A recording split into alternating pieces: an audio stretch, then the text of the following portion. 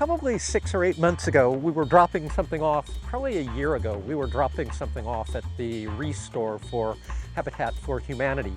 And I saw this rain tank over here and it piqued my curiosity. And so we came over to see what was going on. And this is called Watershed, and it's a piece of art by Peter Richards. And I asked him if it was working, and he said no. And I told him that I'm in the business of doing rain collection, and I'd like to see if we couldn't get it working again.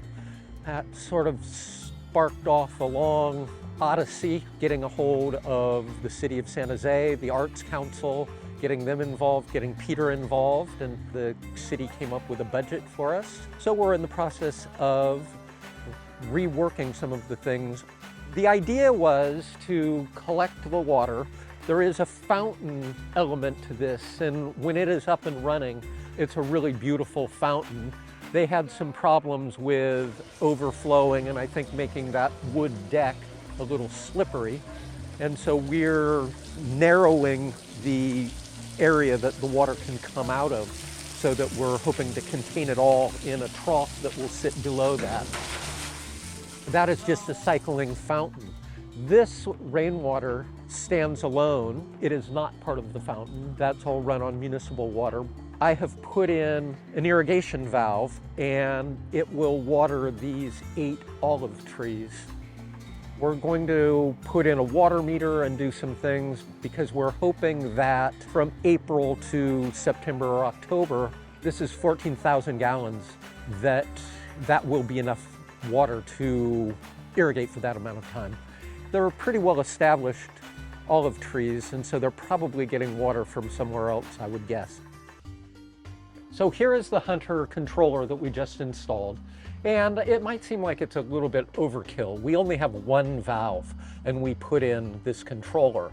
But what this allows us to do is we can control this via an app that Hunter has developed called HydroWise. And we can monitor what's going on here from our phone, and including we could change, like we know that, we're coming up to winter. We don't want the irrigation to be going on quite as long. So we could go cut back from say 20 minutes 2 times a week to 10 minutes 2 times a week. And we can just do that from anywhere. So you can see I only have one zone there. So I'm just gonna push on zone 1 and I can start my irrigation.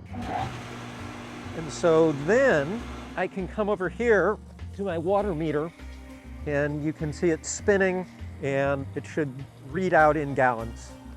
Using a water meter is something that we're going to try to start doing with all of our clients. And what that will allow is for us to really pinpoint the amount of water that we're using to irrigate whatever landscape we're irrigating. And it will allow us to really hone that in and really minimize the amount of water that we're using so that we can, save wherever we can.